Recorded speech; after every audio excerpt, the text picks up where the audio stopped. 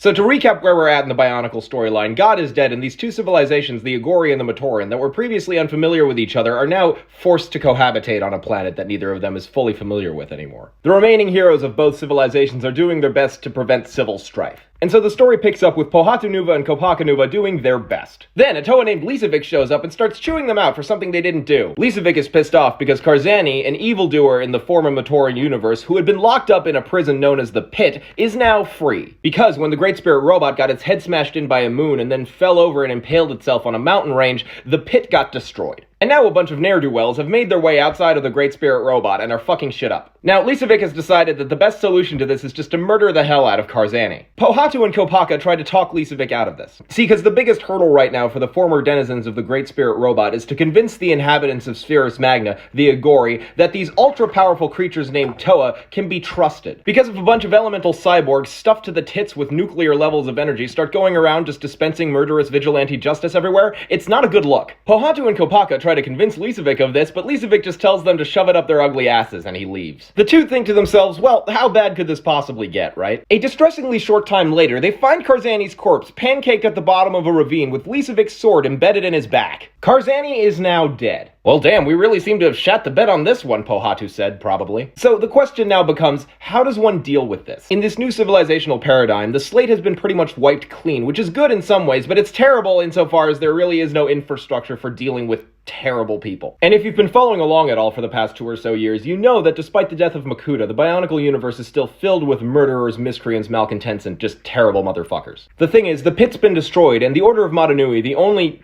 meaningful peacekeeping organization left after this whole catastrophe, it's in shambles. The Order of Madanui's leader, Helrix, and one of the most powerful forces for good in the Matoran universe, Artaka, they're both missing. So really, the only thing standing in the way of a malign organized force taking over is the promise of vigilante justice dispensed by the Toa. So the question now is, does Lisovic have a point? Is murdering the shit out of bad guys really the only way to keep the peace? The Toa don't have much time to contemplate this because their minds are torn apart by a psychic shriek that sounds a little bit like this. Ah, fuck! Oh, dear sweet God, I'm dying! Help me! Oh, God!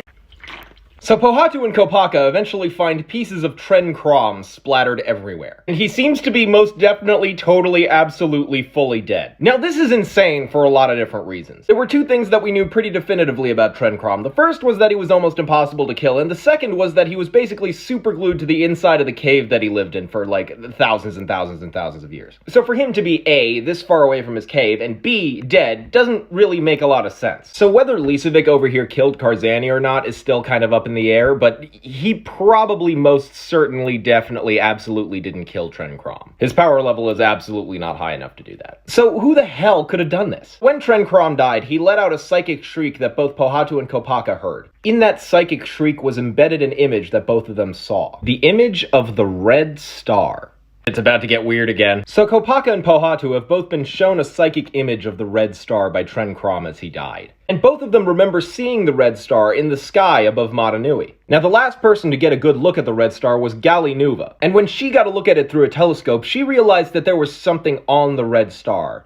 Something alive. Whatever it was clear that the Red Star was not a star. Now the question, of course, becomes, like, what do we do with this information? Is there any way for us to get to the Red Star? Thankfully, the answer to their prayers falls directly down from the treetops. The answer to their prayers introduces himself as Gardas. Now, I've already done an episode on the Red Star and Gardas, and this isn't what Gardas looks like, but it's a pretty decent stand-in. The dude's fucked up. Now, Gardas is a depraved lunatic, but he has enough goodness in his heart to be like, yeah, sure, I'll help you. Because Gardas possesses the innate ability to teleport himself and others to anywhere that he has already been before. So he teleports them both onto the Red Star and then jets. Now, Pohatu and Kopaka had no idea what to expect when they got there, but it wasn't what they found.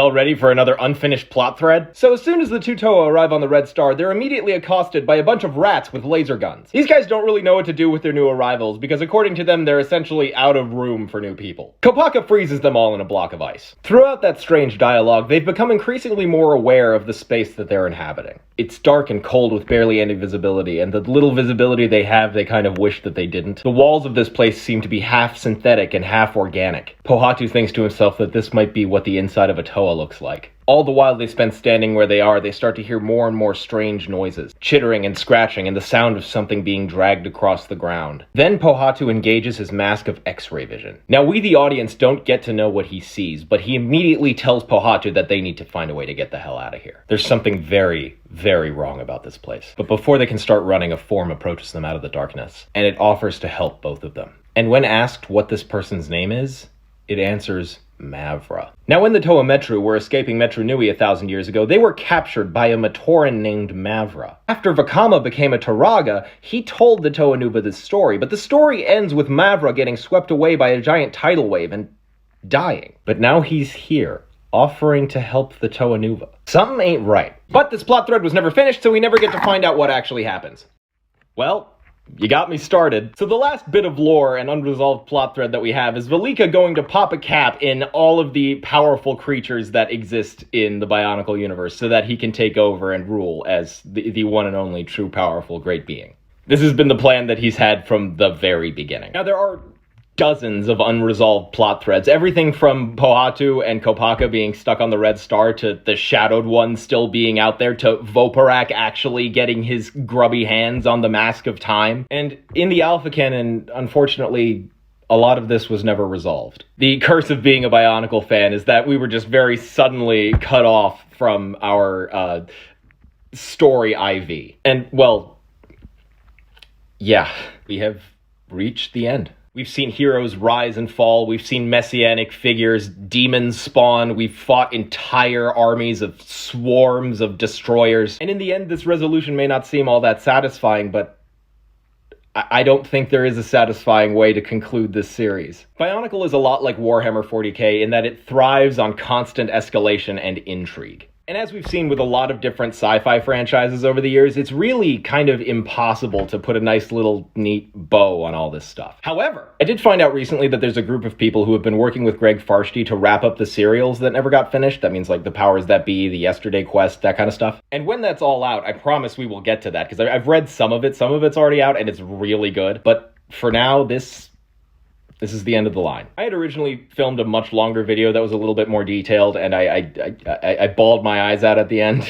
But then the draft got corrupted because it's just how this app is sometimes. And I think maybe that's a sign that I should step back and leave this on a slightly less emotional note and maybe a little bit more of a hopeful one. Because I still plan on doing a whole bunch of stuff as it pertains to Bionicle. I want to talk about Generation 2, as weird as that is. And I also want to release some of the stuff that I've been writing about the characters that I've been creating. I have a bunch of shit written, and I promise I'm getting somewhere. And like I said, we will get to all of that. Now, I said at the beginning of this series, welcome to part 5 of 500.